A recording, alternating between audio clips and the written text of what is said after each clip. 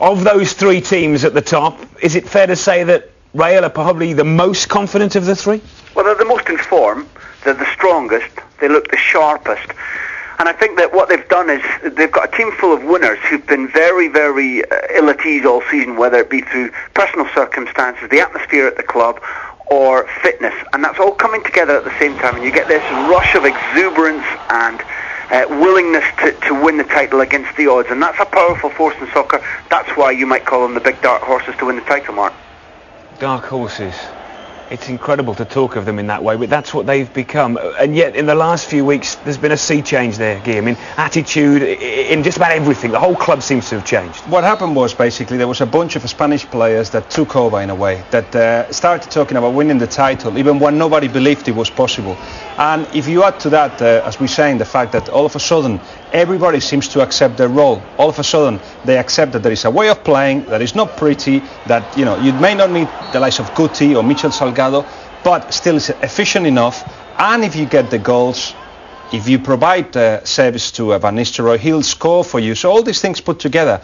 And of course, the fact that Barcelona seemed to not wanting to win the title has helped Real Madrid, bringing a momentum that reminds them of 91 to 93, 2 seasons where actually Barcelona won it at the last minute. They want to revenge that, and they want to actually make it, even if not in the last match anyway, they want to just show to Barcelona they can do it. And for more from our recent interview with David Beckham, conducted, of course, before the bottle came out of the bathroom cabinet. I think it's going to be difficult, because I think that the club at the moment is going through a period where we've not won any trophies for 3 seasons so far, could be 4. And if we don't win anything this season, you know, the fans and the people in Madrid, you know, want more, and they need more, and they deserve more. So there has to be changes, whether that's with new players. You know, people have been saying that all the Galacticos have to go, and you know, each year's going past, and you know, Zizou's gone, and Ronnie's gone, and Roberto's going, and you know, Figo, Luis. So you know, and then I'm going. So you know, it's changing.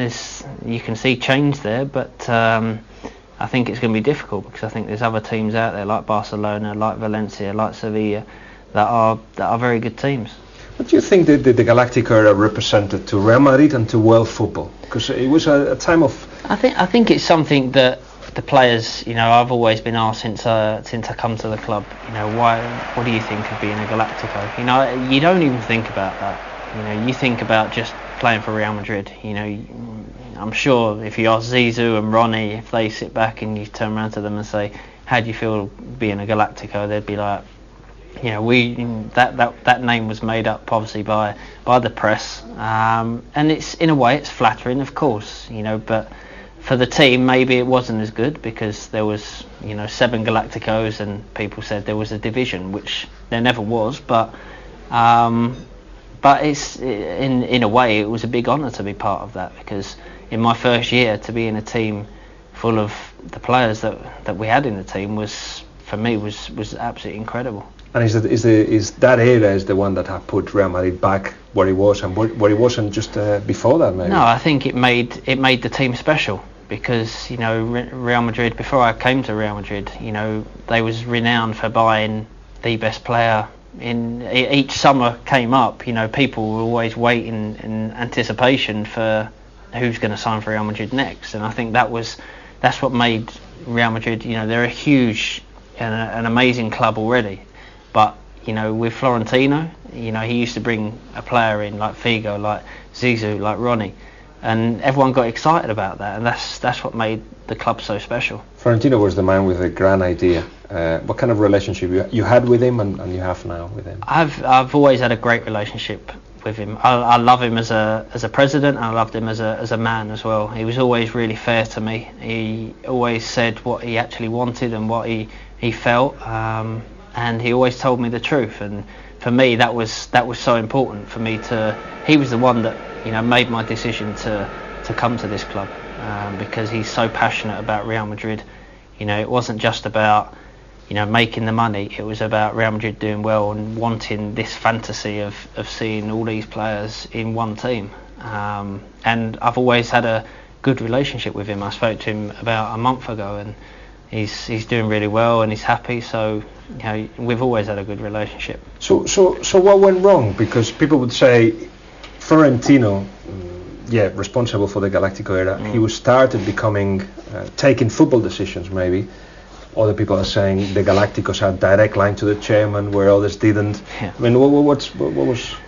Well, I can only speak from my experience, and I never heard him say, he has to play in this game and that person has to play in that game. And as far as I know, I never spoke to him and said, I'm not happy with this player. Can you just leave him out? Because it just wouldn't happen.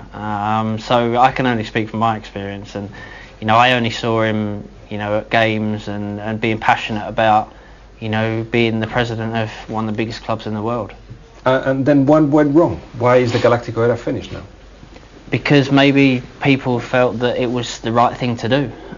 Get rid of players that actually could play for another 2 or 3 years. And maybe people felt that it was the right time for them to leave. If you look at Zizou, the way he played in the World Cup, and he could play for at least another 2 or 3 years in this team. I wish he was still here, because I miss him a lot as a person and as a player. And I really wish he was still here, but we have to move on, and players move on, and when you know that it's the right time, you have to make that decision. We asked for your opinions on the David Beckham situation. We tried to start a petition actually at the weekend. We were half joking, but the response has been phenomenal. Thanks very much for your input. Here's a couple of emails we got. John from Dublin says, Bex is playing his best football in years. Rail should swallow their pride and beg him to change his mind. We also had an email from Andy Hayworth, who said someone at Real Madrid should have told David Beckham he was wanted, and perhaps he would still be at Real for next season. Key word there, Graham Hunter. Perhaps. If they had have done, would he have stayed? I think definitely. There's no question from my point of view that Real Madrid have made a mistake, and they've admitted that they've made a mistake, and it could cost Mijatovic his job. Graham spoke to David Beckham, and last week you showed him putting that question to him, and while he has to be careful given that he's got a contractual obligation to LA Galaxy, there's no question at all. A, for emotion, B, for wanting to win trophies, and C, for this connection he's got now with players like Cicinho that you showed there, the connection he's got with the winning. He believes that this is a team that he can help win trophies, and I think he would stay definitely, and I'm really sad that in the beginning of his career he was the right person at the wrong time. You mentioned Mijatovic there, the sporting director, of course. Both of you over recent weeks, both Graham and Guillaume, have said that he's in an awkward situation regarding his future. Brave comments to make, Guillaume, admitting a mistake has been made when he's teetering on the brink in terms of his Real Madrid future. But it was, it's very brave, but it was a mistake, because David Beckham had an agreement to stay at Real Madrid for an extra 2 years, something that Florentino Perez had put in place. That was not respected. Not just that, when the new people came in, there was lots of, we'll talk later. It's Mijatovic saying that kind of thing to David Beckham's representatives. All of a sudden there was a big silence. All of a sudden there was, when they finally met, there wasn't a connection, there wasn't chemistry between Mijatovic, who was showing himself to be a little bit too arrogant for that kind of negotiation to be successful. So basically, Mijatovic is very much to blame for what's happened. And what's happened is, in my eyes, as Graham was saying, that David Beckham has left Real Madrid too early. He should have stayed a bit longer. And now everybody realizes that, physically and as a professional that could stay at the top for a few more years, and definitely at Real Madrid. So fair to say, Graham, we're in a situation where he wants to stay, the club wants him to stay, the fans certainly do, and yet he can't. Well, they could buy out the clause if LA Galaxy were willing to do it. That negotiation could take place. It's very, very high risk indeed. It puts the player in the power seat negotiating-wise, because you can drive one hell of a deal. But when there's an accounting at the end of the season, remember that part of Mijatovic's actions, Mark, was being driven by Fabio Capello, who in the first half of the season did not trust David Beckham as a player and was indifferent as to whether he stayed or not. And then when the LA Galaxy thing came out, it kicked him out of the team ludicrously when it was obvious it was what the team needed. And then he first ate humble pie. So there'll be an accounting for Fabio Capello too, who sent the information up the line to Mijatovic.